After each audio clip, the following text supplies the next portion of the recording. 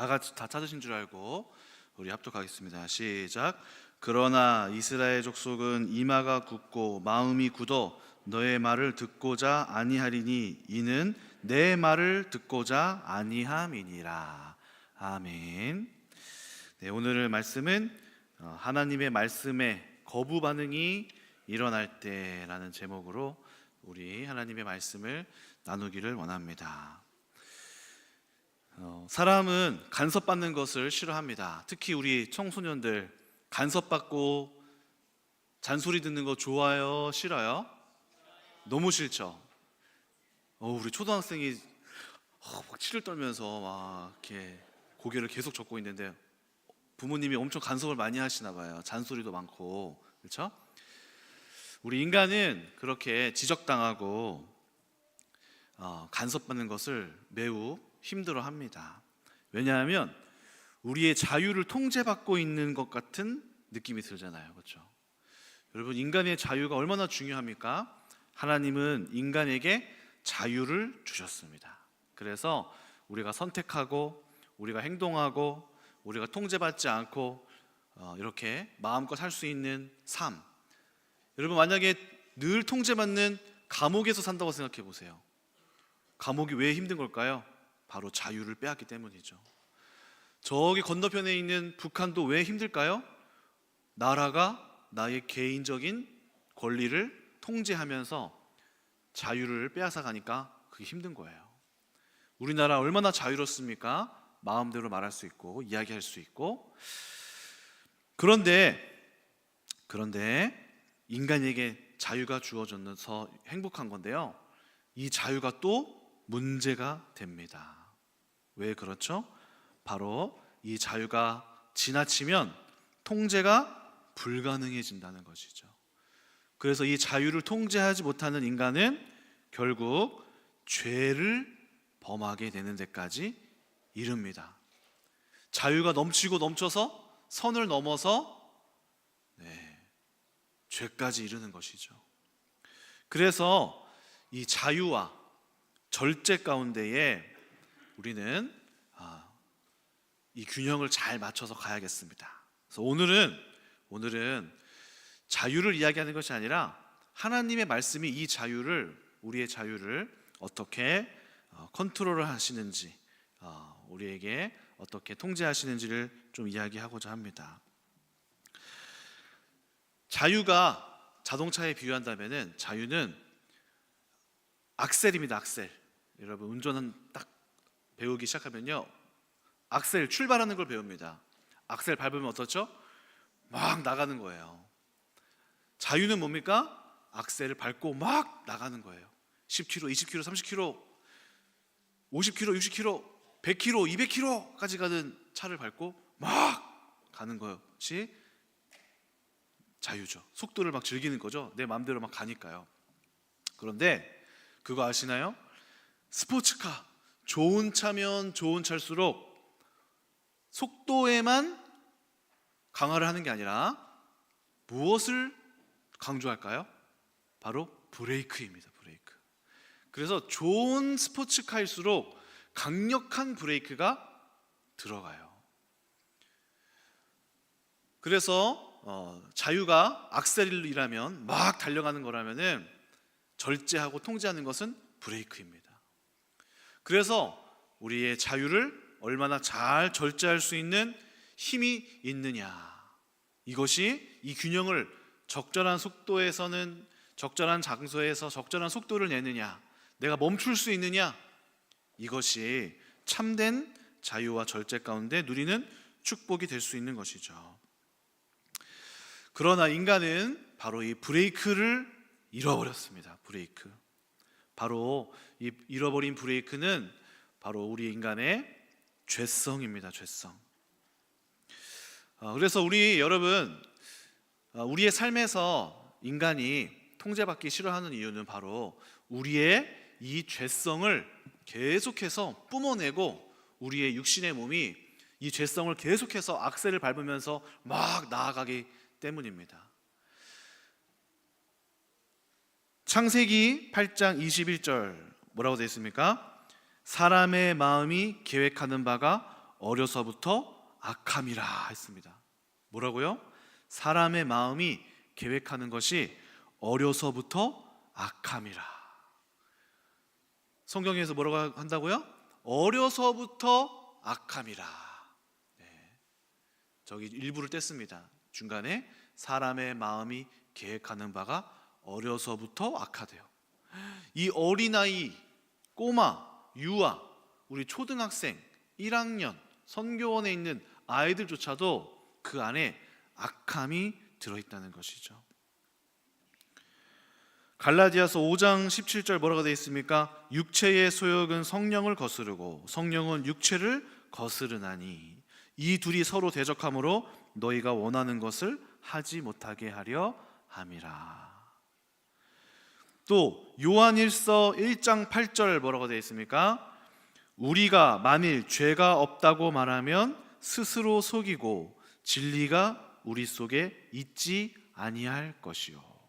네, 성경이 뭐라고 말하죠? 우리는 죄 없어요 라고 말하면 거짓말쟁이래요. 저 목사잖아요, 목사. 여러분 저 죄가 없는 것처럼 보이시나요? 저 죄 없어요 이렇게 말하면요 거짓말이라는 거예요. 거짓말. 우리 담임 목사님 죄 안 질 것 같죠? 많이 안 짓겠지만 짓는 인간이라는 거예요. 그 누구도 여기에서 벗어날 수가 없어요. 혹시 우리 친구들 중에서 자기가 의롭다고 말하는 사람 있으면요, 쟤는 의로운 죄를 저지르고 있구나, 의로운 척하는 죄를 저지르고 있구나, 교만한 죄구나, 이렇게 생각하시면 될 정도로 인간은 죄라는 것입니다. 에베소서 2장 8절 뭐라고 되어 있습니까? 에베소서 2장 3절 우리가 육체의 욕심을 따라 행하며 육체와 마음이 원하는 것을 하여 다른 이들과 같이 본질상 진노의 자녀였더니 했습니다. 뭐라고요? 육체의 욕심을 따라 지내며 육체와 마음이 원하는 것을 하여 본질상 진노의 자녀다. 이게 바로 여러분의 저의 상태라는 거예요. 이게 바로 우리를, 죄라는 엑셀이 우리를 계속해서 죄 가운데로 이끌어 간다는 거예요. 그게 저와 여러분들의 기본적인 상태입니다. 그래서 어떻습니까? 우리의 마음속에서는 계속해서 죄가 뿜어져 나오는 것이죠. 세상 사람들도 이걸 압니다. 제가 어떤 책을 읽다가 데일 카네기의 인간관계론 책을 읽다가 거기서도 그 카네기라는 사람이 뭐라고 하냐면은 인간은 본래 악하기 짝이 없고 말도 안 듣고 자기 멋대로 하는 존재더라, 이렇게 얘기해요. 또 어떤 강사가 우리 중국에 있는 순자가 여러 가지 책을 썼잖아요. 순자가 성악설을 얘기했대요. 성악설. 그 성악설을 이렇게 얘기해 주더라고요. 이 세상에는 못생긴 게 있고 예쁜 게 있잖아요. 근데 예쁜 게 가치 있게 느껴진대요. 왜 그러냐면은 예쁜 게 흔치 않기 때문에. 그렇죠? 희귀하기 때문에 소중하대요. 착한 건 왜 가치 있을까요? 왜 착한 게 더 가치 있을까? 바로 착한 게 많이 없기 때문에. 악한 게 많고 착한 게 희귀하기 때문에 착한 게 소중한 거라는 거죠. 그 말은 다시 말하면 모든 사람이 다 예쁘면 예쁜 게 소중할 이유가 없다는 거죠. 모든 사람이 다 착하면 착한 게 소중할 필요가 없다는 거예요. 그런데 이 세상은 악하고 또 이 세상은 더럽기 때문에 깨끗한 것이 가치 있고 착한 것이 가치 있다는 거예요. 그래서 성악설, 인간은 본래 아주 모두 다 악하기 때문에 선한 것이 특별해 보인다. 그러므로 인간은 악하다, 이렇게 얘기를 하더라고요. 세상에 있는 사람들도 인간의 그 악함을 본 거죠.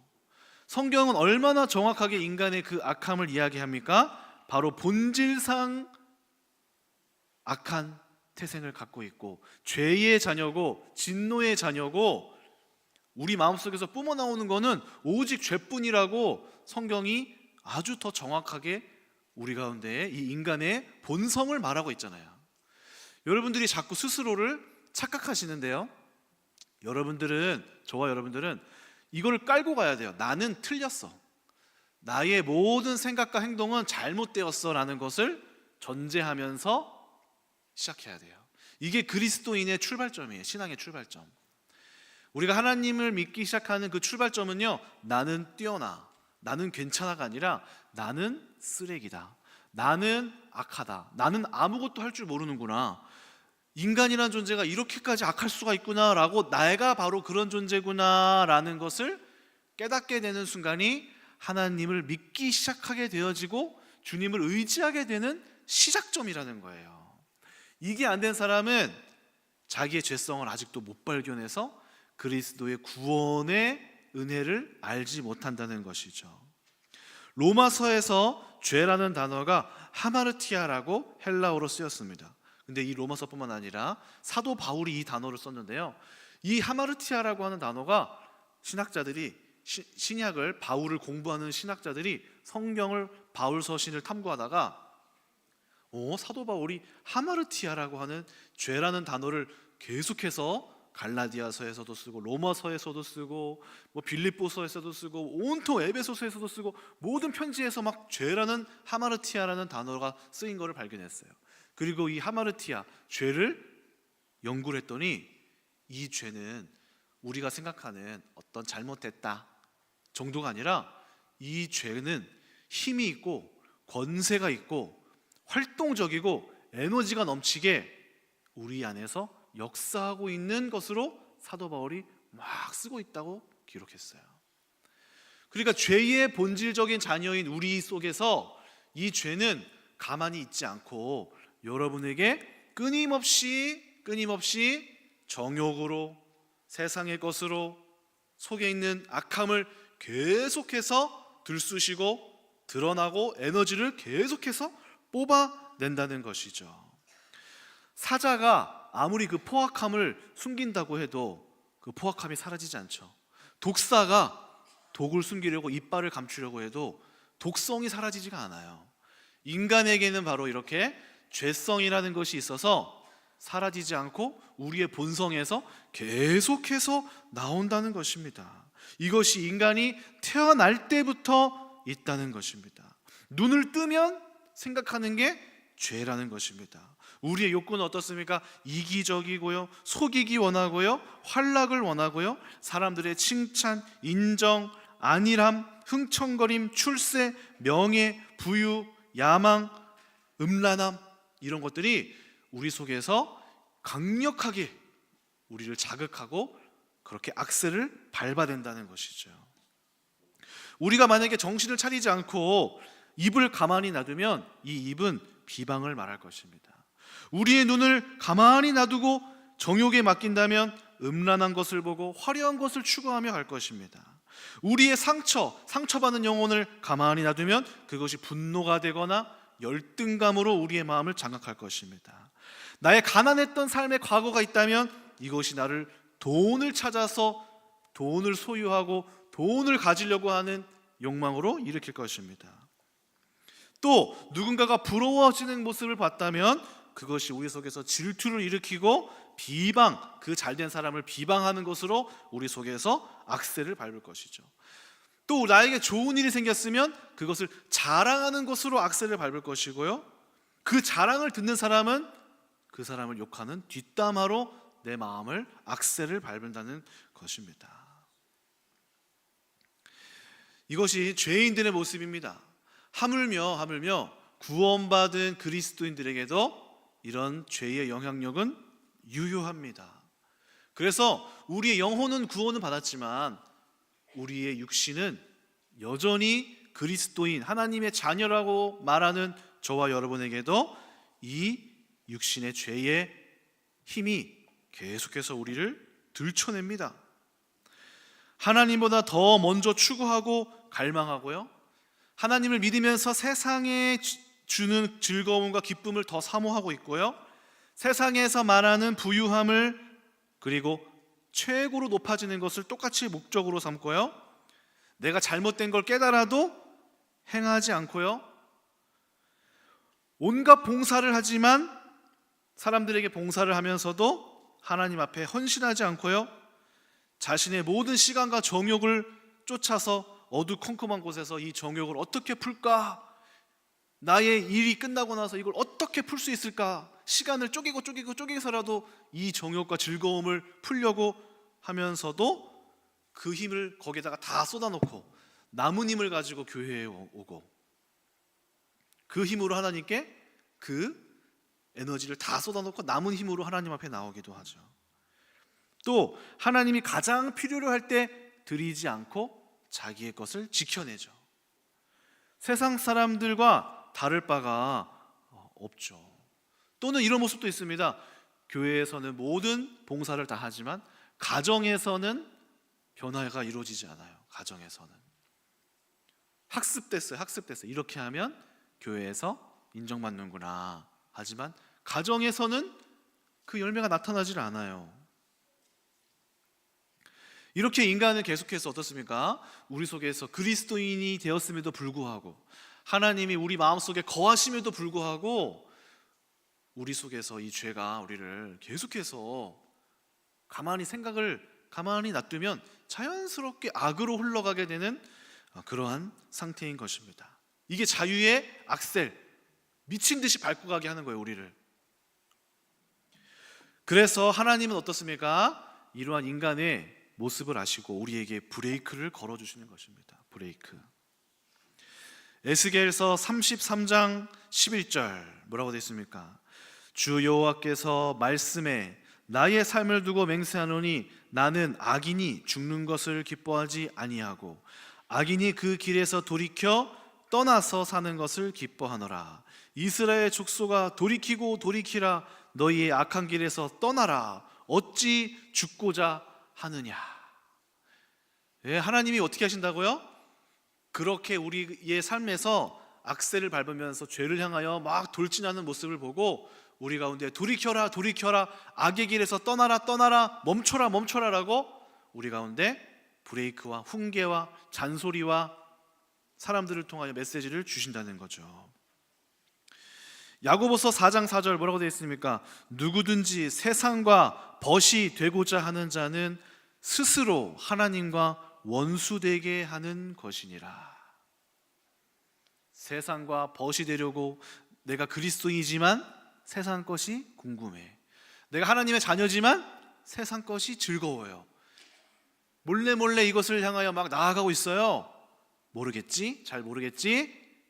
그런데 하나님 앞에서는 이것이 하나님과 원수되어져 가는 과정으로 세상과 우리가 친밀해지고 세상이 요구하는 것을 똑같이 우리가 반응하고 그것을 추구하고 갈망할 때마다, 그리고 그 갈망을 채워줄 때마다 하나님과는 멀어지고 하나님과는 원수가 되어지고 세상과는 친밀해지고, 그러나 나는 하나님의 자녀이고, 이 딜레마에서 또 스스로 정죄하고, 이런 딜레마에 빠지게 되는 것이죠. 요한일서에서도 똑같이 말합니다. 이 세상이나 세상에 있는 것들을 사랑하지 말라. 누구든지 세상을 사랑하면 아버지의 사랑이 그 속에 있지 아니하니. 여러분, 세상 것 얼마나 화려하고 갖고 싶어요. 저도 그래요. 저도 세상에 있는 것들 부러워요. 좋은 차, 멋진 차 나오면은 와, 사고 싶다, 갖고 싶다. 좋은 스마트폰 갖고 싶다, 소유하고 싶고 갖고 싶고 부유해지고 싶은 마음이 저에게도 있습니다. 그런데 그런 것들을 사랑하지 말라. 우리의 마음이 그것을 사랑하게 되면 어떻게 될까요? 그것을 사랑하다가 보면은 하나님을 사랑함이 약해지는 거예요. 그것을 소유하다 보면 하나님께 드리는 것이 아까워지기 시작하는 거예요. 점점점 우리의 육신이 그렇게 된다는 거죠. 저 같은 목사일지라도 똑같아요. 저에게도 그런 마음들이 들어와요. 이사야 1장 2절에서 4절. 하늘이여 들으라, 땅이여 귀를 기울이라. 여호와께서 말씀하시기를 내가 자식을 양육하였거늘 그들이 나를 거역하였도다. 소는 그 임자를 알고 나귀는 주인의 구유를 알건만은 이스라엘은 알지 못하고 나의 백성은 깨닫지 못하는도다 하셨도다. 슬프다 범죄한 나라요 허물진 백성이요 행악의 종자요 행위가 부패한 자식이로다. 그들이 여호와를 버리며 이스라엘 거룩한 자를 만홀히 여겨 멀리하고 물러갔도다. 하나님께서 통탄해 하시는 것이죠. 나의 자녀, 나의 백성들, 내가 자식을 양육하였거늘 소도 자기를 누가 키운 줄 알고 동물도 자기를 누가 키운 줄 알거니와 하나님의 백성들이 자신을 양육한 자를 알아보지 못하고 죄에 빠져서 하나님 아버지를 버리고 죄를 사랑하여 떠나가는 모습을 보고 하나님께서 통탄해 하시는 것입니다. 고린도후서 6장 14절에서 15절 의와 불법이 어찌 함께하며 빛과 어둠이 어찌 사귀며 그리스도와 벨리알이 어찌 조화되며 믿는 자와 믿지 않는 자가 어찌 상관하며.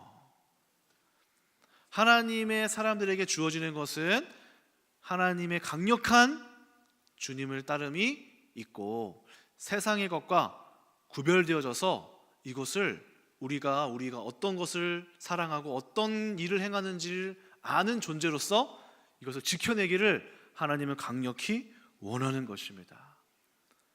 그래서 여러분들에게 계속해서 끊임없이 여러분들의 정욕을 브레이크를 걸고 드러나게 하시고 말씀하시고 깨우쳐 주시고 알게 하시는 거예요. 하나님은 그래서 우리에게 어떻게 하실까요? 우리에게 사람을 보내십니다. 복음을 가진 사역자들, 그리고 그들에게는 사명이 있습니다. 바로 무엇입니까? 역대하 36장 15절. 역대하 36장 15절 뭐라고 되어 있습니까?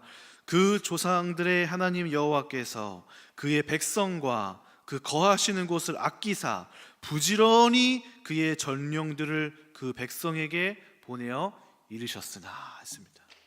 자, 하나님은 여러분들이 죄 가운데로 빠지는 걸 원치 않으세요. 세상을 향해 즐겁게 나가고 세상을 누리고 세상을 기뻐하는 것을 원치 않으세요.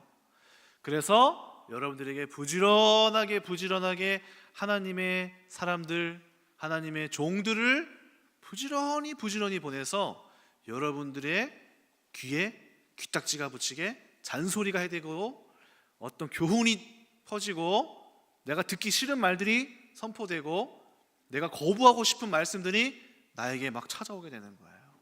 듣기 싫어요. 막 기분이 나빠요. 그 말을 듣고 싶지 않아요. 그러나 하나님은 계속해서 사람들을 보내십니다.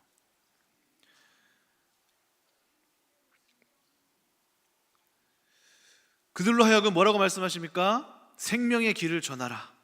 회개하고 돌아오도록 강구하라. 죄를 깨우쳐라. 위험을 경고하라. 그리고 너를 대적하는 자들을 인내하라. 미워하지 말아라. 왜 그럴까요? 하나님의 사람들이 전하는 말은 듣기 싫은 말이거든요. 그래서 대적할 것이거든요. 그래서 그 안에서 갈등이 일어나고 그 안에서 문제가 터지고요. 그 안에서 대적하는 일들도 일어나고요. 하나님의 사람들은 성경을 보니까 어떤 예레미야 선지자는 굴속에 막 빠지기도 하고요. 어떤 선지자는 뺨도 맞기도 하고요. 어떤 사람은 죽임을 당하기도 합니다. 어떤 사람들은 군대에 쫓기기도 합니다. 저는 사실 이런 갈등이 싫은 사람이에요. 저는 어떤 사람이냐면요, 부딪히는 걸 싫어하고요. 좋은 게 좋은 거지 왜 이렇게 싸워? 안 싸웠으면 좋겠어 하는 평화주의자의 마음속에. 근데 어렸을 때 보면요, 늘 갈등이 교회에서 일어나요. 우리 사모님이, 김상희 사모님이 성도님들을 쥐잡듯이 잡아요.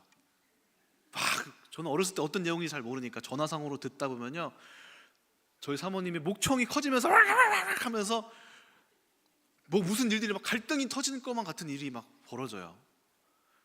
그리고도 사모님이요, 그냥 그렇게만 하지 않아요. 막 기도하면서요 혼자서 펑펑펑 울어요. 교회에서 혼자서 기도하면서요. 그 사람을 놓고 막 기도하면서 우시는 거예요. 그럼 저는 어렸을 때니까 아무것도 모르니까, 아니 왜 저렇게 우리 어머니가 이렇게 우실까? 뭔가 힘든 일이 있으신가?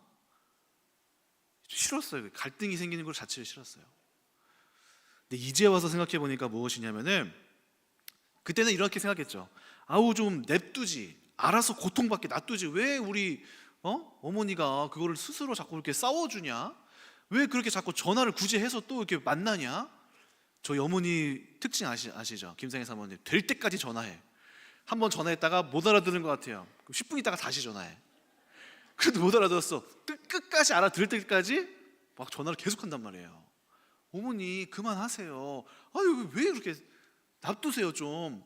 그러면은 이제 기도하러 가서 혼자 펑펑펑 울고 다시 기도해서 응답 받는 거 가지고 또 전화해 가서, 어머니 왜 그러실까? 좀 평화롭게 갑시다. 어머니 교회에서 좀 갈등 좀 하지 말고 왜 그렇게 가만히 있는 성도를 왜 이렇게 들쑤셔요? 제가 그런 생각을 많이 하면서 알았어요. 이제 와서 생각해 보니까 그게 아니었어요. 그게 아니라 그 성도님이 죄의 길을 향하여 달려가고 있는 거를 옷자락을 붙잡고 몸을 붙잡고 멱살을 붙잡고 머리끄댕이를 붙잡고 하나님께로 돌려놓는 수고를 하는 거였더라고요, 보니까. 그리고 겉으로 보기에는 막 갈등이 일어나는 것 같지만 시간이 지나고 보면 그 수고 끝에 그 성도님이 마침내 그 죄의 권세에서 벗어나고 돌이키고 하나님의 거룩한 성품을 덧입고 삶의 열매를 얻고 구원을 경험해, 하나님의 구원하심을, 죄에서 자유를 얻어요. 아, 그렇구나. 저에게도 최근에도 제가 새벽 예배 때도 말씀했지만 최근에도 사모님이 오셔서 또 한바탕 하셨어요. 막 여러 가지 얘기를 막 하셨어요. 이동주 목사 아직도 멀었다 하면서, 왜 이렇게 지적인 설교를 하냐, 복음이 덜 됐다, 안일하다, 별 얘기를 다 막 하셔서 제가 기분이 나쁘잖아요, 그런 말 하면. 그러니까 이제 반항을 했어요. 반항을 하고 하는데 갈등이 막 일어나니까 사모님이 이제 저한테 네 자식 새끼들이 불쌍하다 이러면서 막 하고 하셨어요. 뭐? 내 자식 새끼가 불쌍해? 하면서 이제 마음속에 어떤 불편한 기분 나쁜 게 딱 들죠. 근데 그날 저녁에 이제 기도를 하는 거예요. 새벽에 아이 우유를 먹이려고 딱 밥을 먹이는데, 뭐? 내 자식 새끼가 불쌍해? 이렇게 잘만 먹는다 뭐? 이렇게 사랑받으면서 하는데 아이고 참 하면서 속에서 처음에 어떨까요? 팍 불만과 어머니를 향하여서 말을 왜 그딴 식으로 해요? 우리 엄마는 참나 이러면서, 그러니까 우리가 엄마랑 얘기를 안 하는 거야 이러면서 막 불신앙을 하다가, 그래도 우리 가운데 성령께서 우리 가운데 계시잖아요. 근데 왜 이런 말씀을 나에게 듣게 하셨을까 하면서 그렇게 막 불만을 토로한 뒤에는 하나님께서 우리를 이렇게 이끌어 가시더라고요, 저를. 그래서 그 마음속에 왜 이런 일들이 나에게 어떤 말씀을 주시는 것일까 하고 딱 들어가다 보니까 하나님이 제 마음속에서 딱 비춰주셨던 것이, 첫 번째는 이기적인 마음이었어요. 이기적인 마음. 저한테 이기적인 마음은 태생적으로 이렇게 자라났던 것 같아요. 제가 이기적이지 못하고 뭔가 베풀지를 못하고 이렇게 제가 소유하려는 게 강하거든요. 어렸을 때 너무 가난했어요. 개척교회를 자녀로 살아가다 보니까 너무 가난했어. 그러다 보니까 소유하고 막 가지고 품고 이렇게 내가 뭔가 모으고 주지 못하고 이렇게 아까워하고 이런 게 저한테 삶에서 본성으로 만들어진 거더라고요. 근데 이게 제 안에 깊게 뿌리 내렸고, 사역의 현장에서도 설교를 할 때도 이 이기적인 게 나오는 거예요, 저한테. 예를 들어서 설교를 해도 성도님들을 위한 게 아니라 나를 위한 설교, 나의 만족을 위한 설교. 이렇게 하면 내가 만족스럽다, 이렇게 하면 내가 잘했다, 나를 충족시키는 설교를 하는 거죠. 사역을 해도 그런 거예요. 사역을 해도 청년부를 맡든 뭘 하든 나를 만족하는 것까지만 하는 거야. 나를 만족해서. 나를 만족하면 되는 거야, 그게. 이거를 발견하게 해주시는 거 있죠. 또 한 가지는 뭐냐면요, 적당히 하는 거.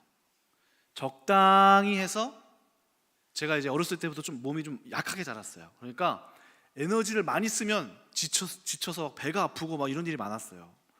이게 제 몸에서 또 습관이 된 거예요. 적당히 내가 살 에너지를 남겨두고 이 정도까지만 했으면 더 이상 하면은 위험 신호가 온다. 이게 어렸을 때부터 뭔가 체득이 된 것 같아요, 저한테. 근데 이게 삶에서도 적당히, 설교 준비도 적당히, 사역도 적당히, 이거를 발견하게 된 거예요. 아, 나의 안에 이렇게 주지 못하고 저 사람들을 위해서 내가 헌신하지 못하고 적당히, 이 정도면 내가 되겠다 하면 더 이상 안 하는 거예요. 손이 딱딱 떼지는 거예요.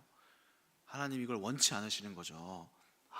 설교 준비를 하든 사역을 하든 하나님은 나에게로부터 나의 눈물과 나의 희생과 나의 수고와 나의 헌신과 나의 땀과 노력이 여기에 담겨서 여기에 전달되기를 원하시는구나. 나의 수고를 주님께서 원하셨구나. 내가 적당히 했네.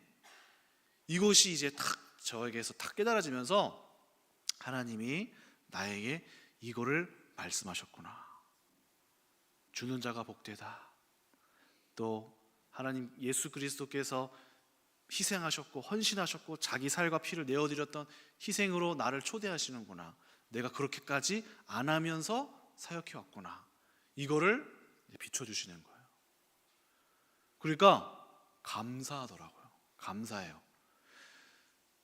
그러니까 또 어떤 생각도 드냐면, 사모님이 나한테 네 자식 새끼들이 불쌍하다라는 말이 맞겠다. 내가 만약에 이걸 못 깨달았다면은 내 자녀들은 적당한 목회자에게서 적당하게 살아갔겠구나. 그랬구나. 그 말이 맞구나 하면서 그 말이 맞다 인정되어지고요. 마음에 오히려 제가 욕을 바가지로 먹어도요, 감사가 나오는 거 있죠. 이상한 일 아니에요? 감사가 나오고요, 회복이 되고요, 저의 영혼이 살아나고요, 하나님께서 저에게 힘을 주시고 이 죄를 발견하게 되니까 기쁘고 놀랍고 변화가 일어나고, 삶에서 그럼 내가 어떻게 준비해야 되지? 내가 이 삶에서 또 어떤 걸 더 해야 되지? 막 방향이 생기고요, 삶의 생기가 생겨나는 거죠. 그러니까 여러분 어때요? 하나님께서 우리에게 한 사람을 통하여 교훈하고 말씀하시고 채찍질하는 것이 저와 여러분들을 기분 나쁘고 나를 비방하는 것이 아니라 우리가 죄의 길로 계속 가던 그 길을 하나님께서 멈추시고 하나님이 원하는 뜻을 이루기 위하여서 하나님께로 이렇게 돌려가는 작업이었다라는 것입니다. 그래서 우리에게 하나님의 말씀이 여러분들에게 탁 하고 어떤 무언가를 여러분들의 그 죄성, 전 여러분들이 어떤 건지 모르니까 여러분들의 어떤 죄에 대한 문제를 누군가를 통하여 말씀하게 되시고 지적하게 되고 이야기가 퍼져나가고 뭔가 드러나게 되고 내가 실수가 일어나고 누군가가 나에게 무엇을 말하고 할 때 그것을 왜 나한테 이렇게 말하세요? 왜? 기분 나쁘게 말하네요. 제가 그거 모르는 줄 알아요? 할 게 아니라 하나님께서 지금 나에게 말씀하시는구나. 오늘 본문에서 뭐라고 되어 있습니까? 오늘 본문에서 이스라엘 족속은 이마가 굳고 마음이 굳어 너의 말을 듣지 아니하리니 했습니다. 여기서 너의 말은 에스겔 선지자예요. 이스라엘이 목이 굳어서 네 말을 안 들을 건데 그 다음 말씀이 뭐예요? 결국 이 말은 나의 말을 듣지 않는 것이다 했습니다. 선지자의 말을 듣지 않는 것이 아니라 선지자를 보내어 말하게 하신 하나님의 말씀을 듣지 않더라는 거라, 이렇게 말씀하는 거예요. 그러므로 하나님께서 여러분들에게 원하시는 것은 무엇입니까? 여러분들에게 원하시는 것 바로 주의 음성을 듣기 원하는 것, 하나님, 이 사람을 통하여 주의 음성이 무엇입니까? 주의 음성이. 여러분, 우리가 하는 사역은 잔소리 아닙니다. 여러분, 기분 나쁘라고 하는 소리 아니고요. 왜 나를 지적질해? 왜 나를 정죄해? 왜 정죄하냐? 정죄가 아니라 하나님께서 여러분들을 향한 구원의 메시지라는 거예요. 구원의 메시지. 그러기 위해서 우리가 어떻게 해야 돼요? 기본 베이스를 깔아야 돼. 나는 가만히 있어도 악을 생각하는 존재다. 나는 가만히 있어도 죄를 꿈꾸는 사람이다. 이것을 주께서 지적하시고 저 사람을 통하여 나에게 말씀하시는구나 하고 죄를 대적하고, 죄와 싸우되 너희가 피 흘리기까지 싸우지 아니하니 내가 죄를 허용하고 있었구나. 하나님이 이거를 날 물리치시는구나. 근데 우리 마음이 어때요? 죄가 즐겁잖아요. 그렇죠? 우리가 죄를 떠나지 못하는 이유는 뭐냐면요, 죄가 재밌고 나에게 유익을 주고 짜릿하고, 요즘 말로 도파민 폭발시키거든요. 도파민이 터지거든요. 사실 이것도 재밌거든요. 이게 좋거든요. 그런데 이 사실을 알아야 합니다. 우리가 그것을 사랑하고 좋아하고 기뻐할 때 하나님과는 원수가 되고 있구나. 하나님과 이것을, 세상을 겸하여 섬길 수가 없구나. 내가 이것을 기뻐할수록 나에게는 그리스도의 빛이 희미해져 간다. 이거를 깨달으셔야 돼요. 그래서 여러분들이 사람들을 통하여 여러분들에게 훈계하고 하시는 말씀을 통하여 돌이키십시오.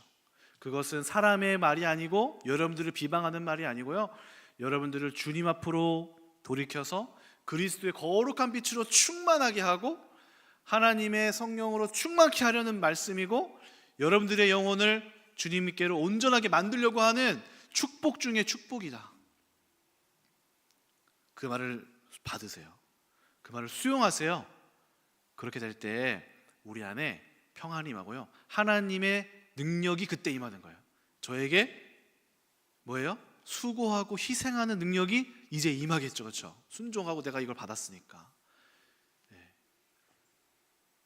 그러므로 여러분, 말씀을 마무리합니다. 여러분이 하나님 앞에 그것을 바로 회개라고 하는 것입니다. 회개는 죄가 떠나가면, 회개할 때 죄가 떠나가고요, 하나님이 그때 여러분들에게 놀라운 하늘의 거룩하고 신령한 것을 주실 것입니다. 오늘 귀를 여세요. 마음을 굳게 하지 마세요. 여러분들이 비방받아도 마땅한 존재예요. 우리 그런 존재예요. 인정하세요. 교만해지지 마세요. 당신이 뭔데 나를 그렇게 말하냐라고 말하지 마세요. 그 뒤에 하나님께서 여러분들을 향하여 말씀하고 있는 것입니다.